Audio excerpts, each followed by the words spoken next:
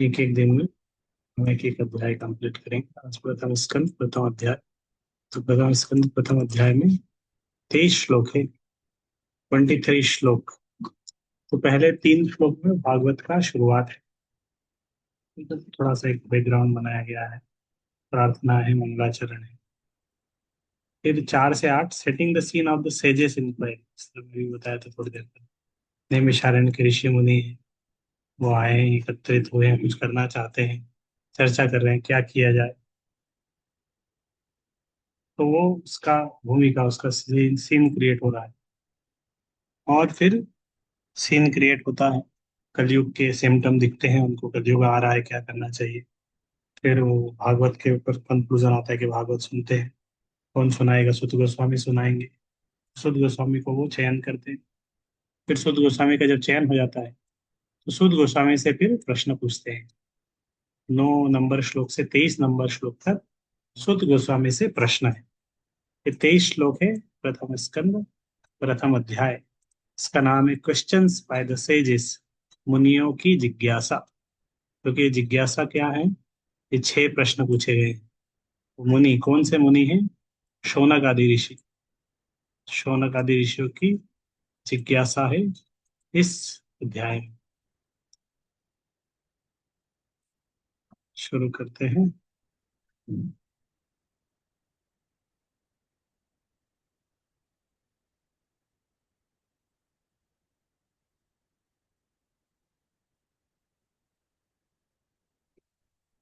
Chapter 1, मुनियों की जिज्ञासा। भागवत का पहला शब्द है ओम नमो भगवते वासुदेवाय। इस तरह प्रार्थना करते हुए, भगवान को प्रणाम करते हुए भागवत शुरू होती है। फिर ये पहला श्लोक है। पहला श्लोक है, इस तरह 3 श्लोक है, मंगलाचरण है एक तरीके से। भगवान का महिमा वर्णन है इसमें। जन्माद्यस्य तोऽन्वयादितरतश्चार्थेष्वभिज्ञः स्वराट् तेने ब्रह्महृदयादिकवये मुह्यन्ति यत्सूरयः तेजो वारिमृदां यथा विनिमयो यत्र त्रिसर्गो मृषा रामदासेन सदा निरस्तकुहकं सत्यं परं धीमहि। तो ये इसमें सत्यम परम धीमहि,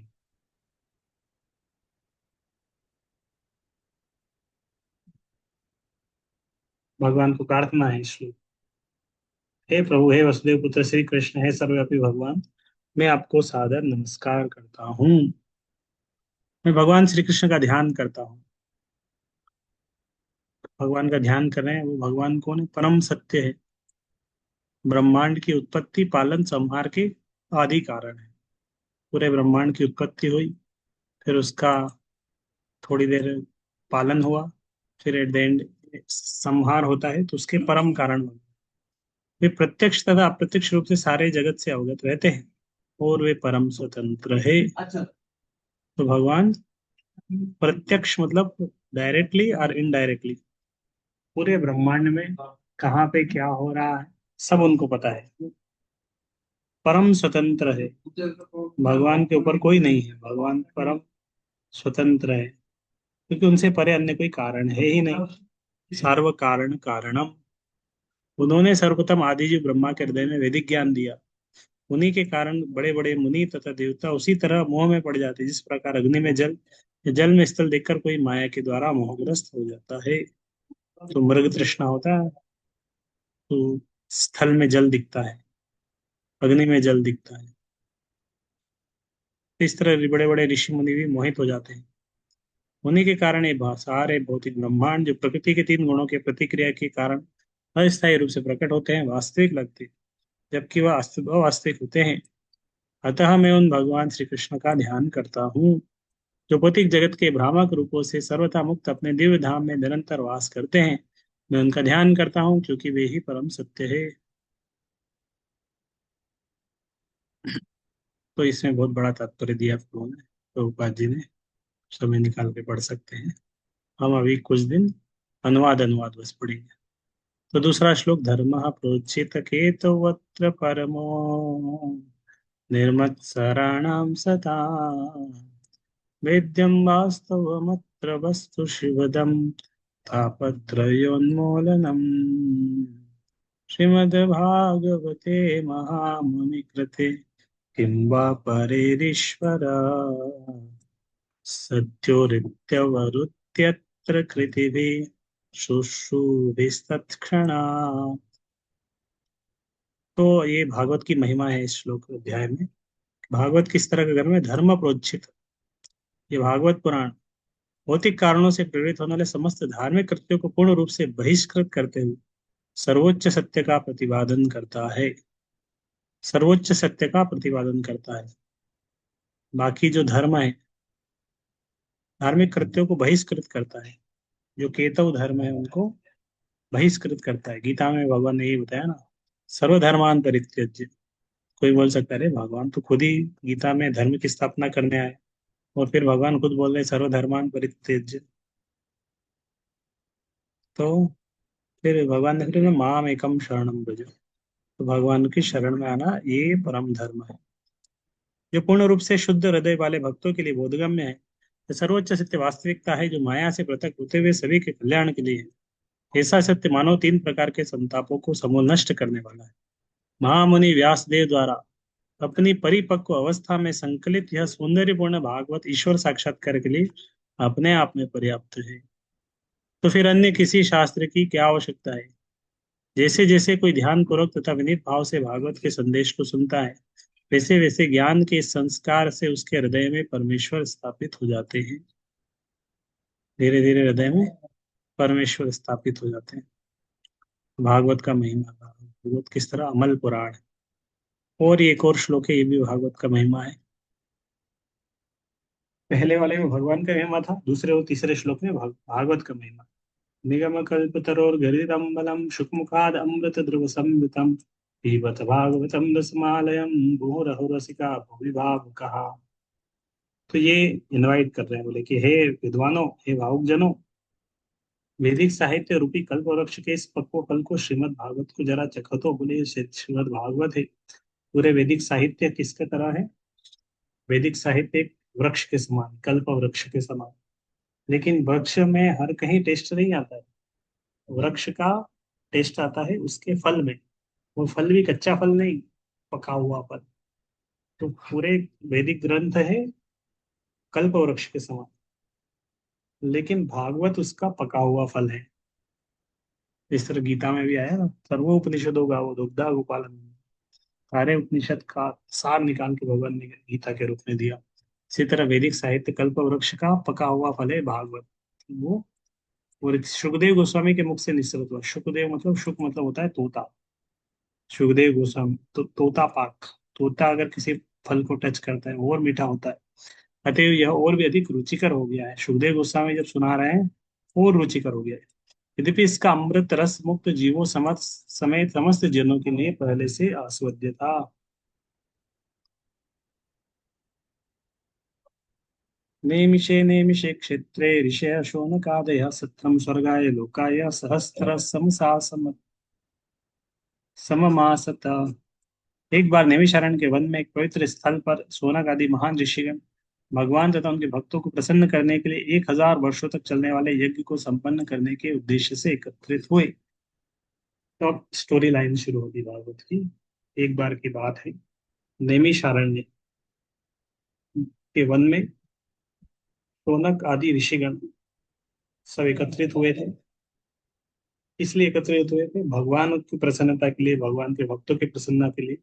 उन्होंने सोचा था कि हम 1000 वर्षों तक चलने वाला यज्ञ संपन्न करने करेंगे, इसलिए वो एकत्रित हुए थे।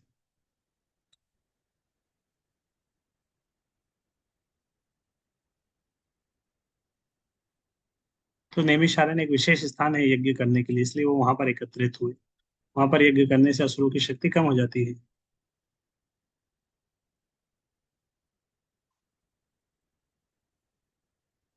त एकदा तो मुनयः प्रातुर्हुतः हुताग्नय सत्कृतं सुतमासीनं प्रपच्छुरिमा हृदमादरात्।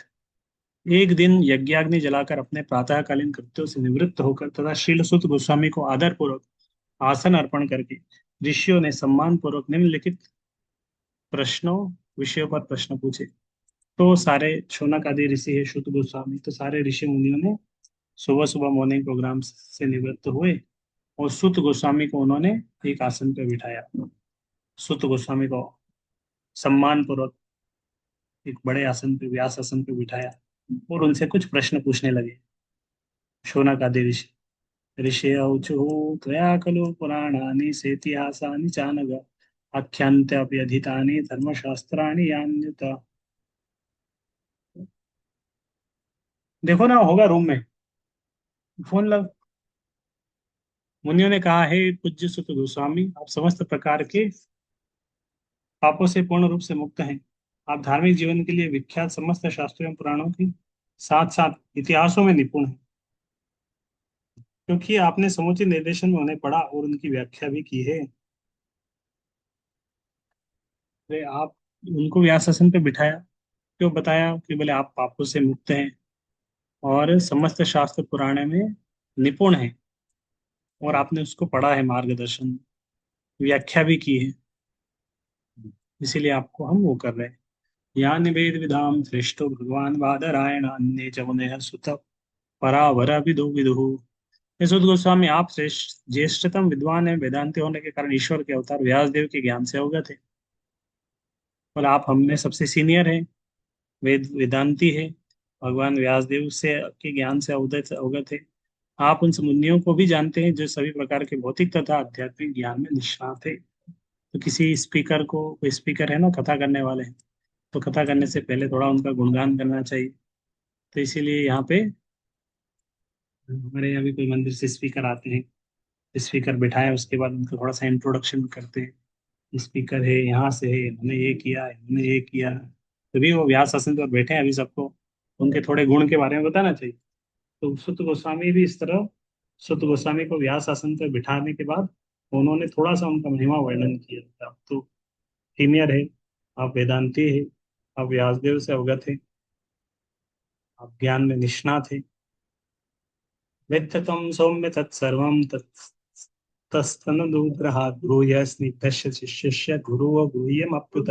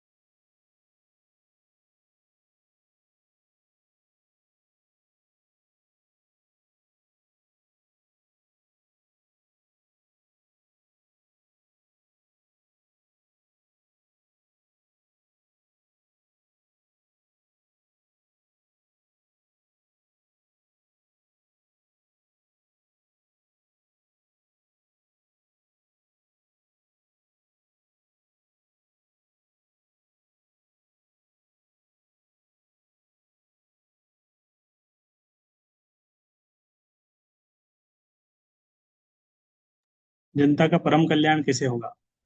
इसके बारे में बता रहे हैं कि आप किस क्या निश्चय किया है। तो 9 से लेकर 23 नंबर श्लोक तक वो प्रश्न पूछेंगे। तो पहला प्रश्न उनका हुआ कि जन साधारण के समग्र एवं परम कल्याण के लिए क्या निश्चय, कैसे जनता का कल्याण होगा। सरकार लोग डरते हैं हमारी सरकार होगी तो जनता का कल्याण होगा, हम सर गवर्नमेंट में आएंगे तो हम जनता का कल्याण करेंगे। तो बोला हम रोड बनवा देंगे, हम लाइट लगवा देंगे, हम हॉस्पिटल बनवा देंगे, हम फ्री एजुकेशन कर देंगे। तो ये सबसे कल्याण होगा लेकिन परम कल्याण नहीं। परम कल्याण की बोले वास्तविक अल्टीमेट बेनिफिट। एक प्रश्न है कि परम कल्याण कैसे होगा। क्यों? क्योंकि अभी वो बता रहे थोड़ा सा कलयुग के बारे में श्लोक है। प्रायण अल्पायुष सभ्य कलास्मिन् युगे जनः मंदासु मंदमतयो मंदभाग्या ही उपद्रुता।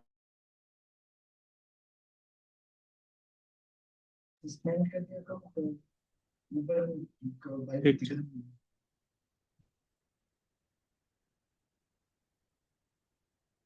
ये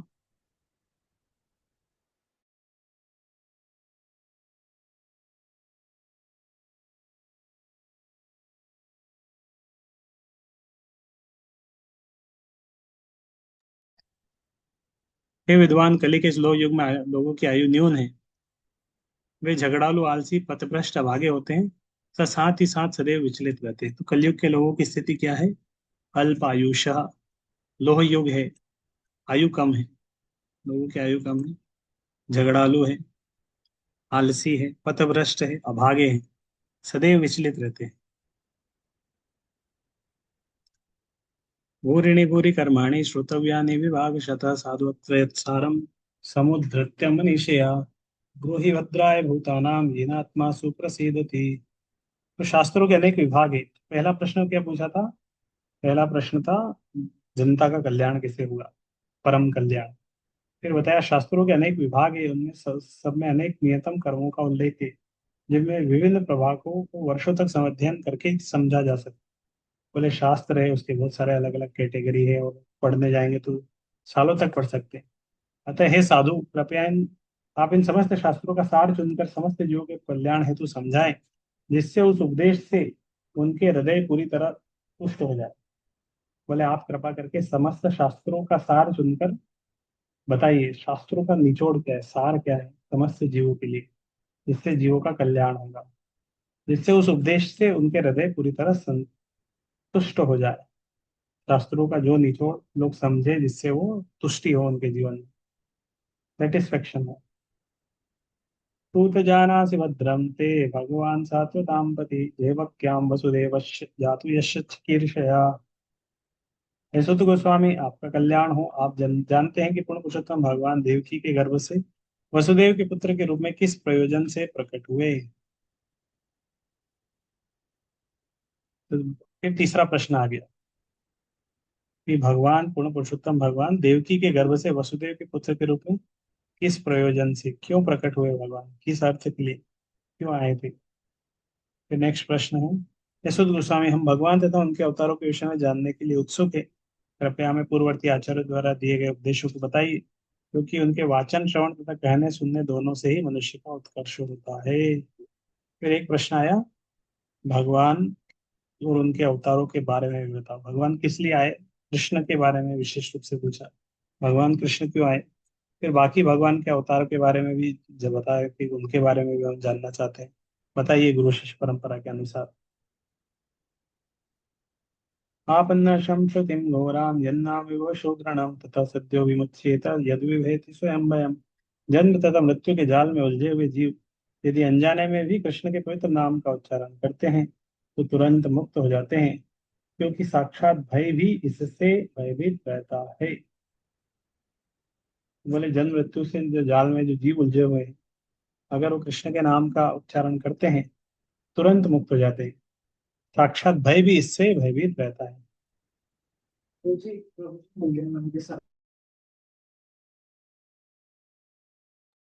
यत्पादशंशया सुता मुनया प्रशमायनः सद्यः पुनन्त्युत्पष्टा स्वधुरन्यापोपनुसेवया।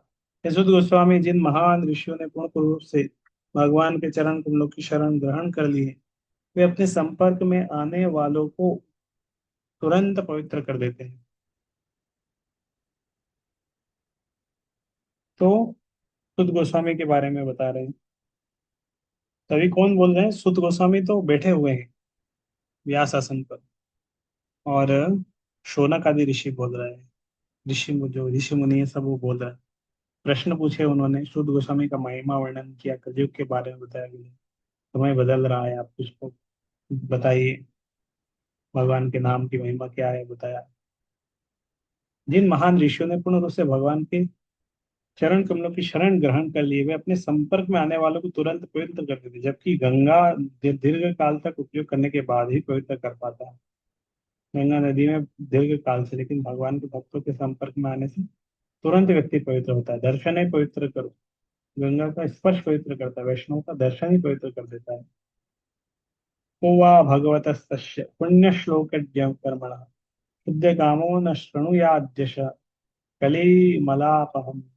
इस कलह प्रधान युग के साथ पापों से उद्धार पाने का इच्छुक ऐसा कौन है जो भगवान के पुण्य यशों को सुनना नहीं चाहेगा? बोले कलह प्रधान युग है, पापों से उद्धार पाने के लिए कौन ऐसा व्यक्ति है जो भगवान की इस तरह पुण्य यशों को नहीं सुनना चाहेगा? हर व्यक्ति सुनना चाहेगा भगवान के बारे में। उनके दिव्य कर्म अत्यंत उदार तथा अनुग्रहपूर्ण है, और नारद जैसे महान विद्वान मुनि उनका गायन करते हैं। अतः कृपया हमें उनके अपने विविध अवतारों में संपन्न साहसिक लीलाओं के विषय में बताएं, क्योंकि हम सुनने के लिए उत्सुक हैं। तो भगवान के जो दिव्य कर्म है अत्यंत उदार तथा अनुग्रहपूर्ण है, नारद जैसे महान विद्वान मुनि उनका गायन करते हैं। तो अभी एक प्रश्न ये पूछा है, प्रश्न क्या है? भगवान के साहसिक लीलाओं के विषय में बताइए, भगवान के लीलाएं भी बताइए। बोला हम बहुत बहुत उत्सव है भगवान की लीला सुनने के लिए, भगवान की लीला भी बताइए। हे बुद्धिमान सुति जी, कृपा करके हमसे भगवान के विविध अवतारों की दिव्य लीलाओं का वर्णन करें। परम नियंता भगवान कैसे कल्याण साहसिक कार्य तथा उनकी लीलाएं उनके अंतरंग शक्तियों द्वारा संपन्न होते हैं। तो ये 6 प्रश्न पूछे हैं, एक प्रश्न और बचा है अभी। हम उन भगवान की दिव्य लीलाओं को सुनते थकते नहीं जिनका यशोगान स्तोत्रों स्तुतियों को से किया जाता है, जिनके साथ दिव्य संबंध के लिए जिन्होंने अभिरुचि विकसित कर ली है, वे प्रतिक्षण उन लीलाओं का श्रवण करने का आस्वादन करते हैं। फिर शुद्ध गोस्वामी सोच सकते थे तो हम तुम्हें लीलाएं सुनाएंगे तो तुम बोर हो जाओगे, सोने लग जाओगे, थक जाओगे। तो इन्होंने बोल दिया कि बोले आप सुनाओ लीला के बारे में, हम थकेंगे नहीं। हम बहुत उत्सुक है भगवान के यशोगान स्तोत्रों को स्तुति सुनने के लिए,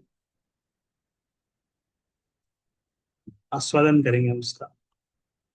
कृतवान कील कर्माणि सह रामेण केशव तीमूर्त्यानि भगवान बूढ़ा कपट मानुष। भगवान श्री कृष्ण ने बलराम सहित मनुष्य को भांति क्रीड़ाएं की, इस प्रकार से प्रच्छन्न रहकर उन्होंने अनेक अलौकिक कृत्य किए। कपट मानुष, कपट मानुष एक शब्द यहाँ पे है, मतलब भगवान मनुष्य के रूप में आए थे लेकिन वो मनुष्य नहीं थे, भगवान थे। कपट मानुष, मनुष्य की भांति क्रीड़ाएं की, प्रच्छन्न थे। फिर एक प्रश्न है, कलिम आगतमाज्ञाय क्षेत्रेऽस्मिन् वैष्णव वयम् आशिनां दीर्घसत्रेण कथायां सक्षणा हरे। यह भली भांति जानकर कि कलयुग का प्रारंभ हो चुका है, हम इस पवित्र स्थल में भगवान का संदेश दिव्य दिव्य संदेश सुनने के लिए तथा इस प्रकार यज्ञ संपन्न करने के लिए दीर्घ सत्र में एकत्र हुए हैं। बोले हम इस पवित्र स्थल में भगवान का दिव्य संदेश सुनने के लिए, इस प्रकार यज्ञ संपन्न करने के लिए दीर्घ सत्र में उत्पन्न हुए। बोले हम लंबे समय के लिए आए हैं, आप सुनाइए। ऐसा नहीं है कि हमें जल्दी है जाने की, 7 दिन में चले जाएंगे, ऐसा नहीं है। या हम आ गए हैं बस, आप सुनाइए, हमें कोई जल्दी नहीं, आप समय लेके टाइम लेके सुनाते रहिए, हम सुनते रहेंगे। त्वं न संदर्शितो धात्रा दुस्तरम निस्थितर्षदाम कलिम सत्वहरम पुंसां कर्णधारैवार्णवम्।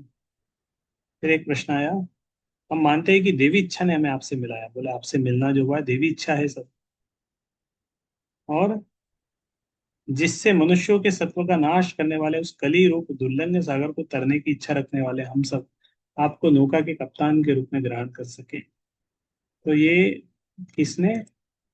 शौनक आदि ऋषि ने, शौनक आदि ऋषियों ने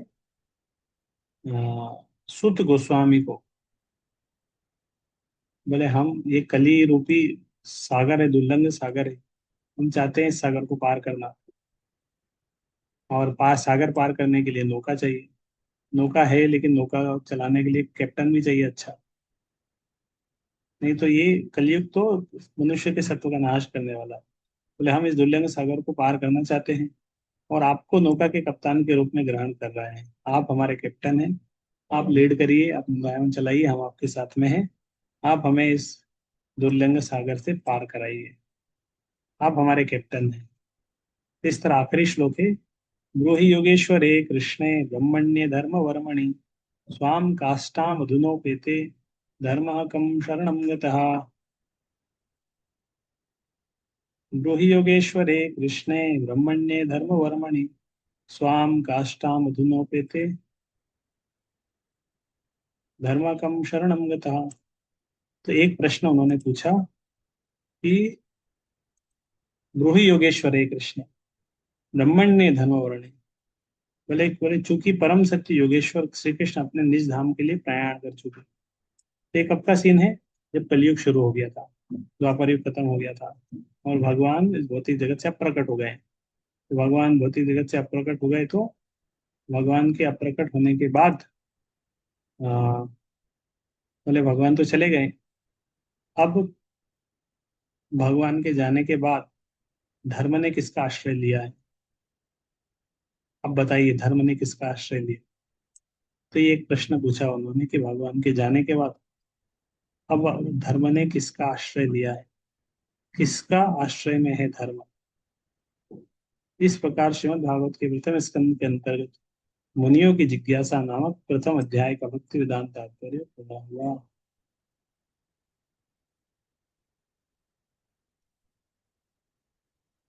हरे कृष्णा हरे कृष्ण कृष्ण कृष्ण हरे हरे। तो ये का दूसरा अध्याय दिव्य तथा दिव्य सेवा। तो प्रथम अध्याय में क्या किया? प्रथम अध्याय में उन्होंने पहले तीन श्लोक में क्या था? भागवत का महिमा था। दूसरे 4 से लेके 8 नंबर श्लोक, इसके अंदर एक भूमिका तैयार की गई भागवत की, setting the scene for the sages inquiry. क्यों इंक्वायर हुआ, कैसे सीन बना। फिर उन्होंने प्रश्न पूछना शुरू किया। सुत गोस्वामी को उन्होंने बिठाया, सुत गोस्वामी का महिमा वर्णन किया, उनके गुणों के बारे में बताया, जिससे वो योग्य हैं। फिर उनसे प्रश्न पूछना शुरू किया। 6 प्रश्न पूछे ऋषि के बारे में।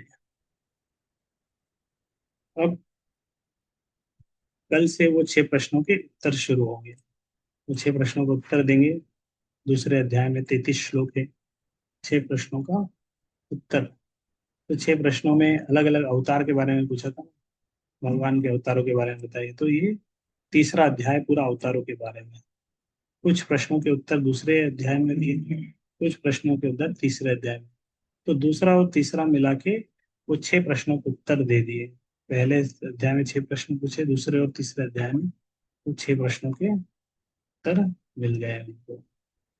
हरे कृष्ण। तो यहाँ पर ये पूरे 6 प्रश्न दिखे हैं। व्हाट इज हाईएस्ट गुड, परम कल्याण क्या है, शास्त्रों का सार क्या है, भगवान किस लिए आए, पुरुषावतार लीलावतार, और रिलीजन ने किसका, धर्म ने किसका आश्रय लिया भगवान के जाने। तो ये 6 प्रश्नों के उत्तर कहाँ पे है? ये नीचे में उत्तर भी दिया गया है। पहले प्रश्न का उत्तर what is the highest good, परम कल्याण कैसे होगा। तो दूसरे अध्याय का 6 और नंबर 7 नंबर श्लोक में अध्याय बता रहा है भगवत प्रेम की। भगवान से जब सामान्य लोग भगवान से प्रेम करेंगे, सवई पुंसाम परो धर्म, ये तो भक्ति, भक्ति के माध्यम से, उससे उनका परम कल्याण, भक्ति से परम कल्याण। सारे शास्त्रों का सार क्या है? डिवोशनल सर्विस, भगवत भगवान की सेवा। पर्पज ऑफ कृष्णा सप्रेरित, भगवान किस लिए आए? तो भगवान सब जीवों को मोड ऑफ गुडनेस में, सत्वगुण में लाने के लिए। पुरुषावतार के बारे में दूसरे अध्याय में, तीसरे से 33 अध्याय में पुरुषावतार के बारे में बताया। 30 से 33 नंबर श्लोक में दूसरे लीलावतार के बारे में पूरा तीसरा अध्याय ही अवतार के बारे में। और एक प्रश्न था, धर्म ने किसका आश्रय लिया। धर्म ने आश्रय लिया श्रीमद् भागवत। श्रीमद् भागवत ग्रंथ के दो धर्म के रूप में उदय हुआ। तो प्रथम स्कंद तीसरे अध्याय का 43 नंबर श्लोक में वो आंसर। तो इस तरह पहले 3 अध्याय, प्रथम स्कंद के पहले 3 अध्याय, ये 6 प्रश्नों के ऊपर आगे पीछे थे। और विशेष रूप से शौनक आदि आदि ऋषि और सूत गोस्वामी के बीच में वार्तालाप के ऊपर आधारित है। तो कल से हम दूसरा अध्याय पढ़ेंगे उसका। हरे कृष्ण।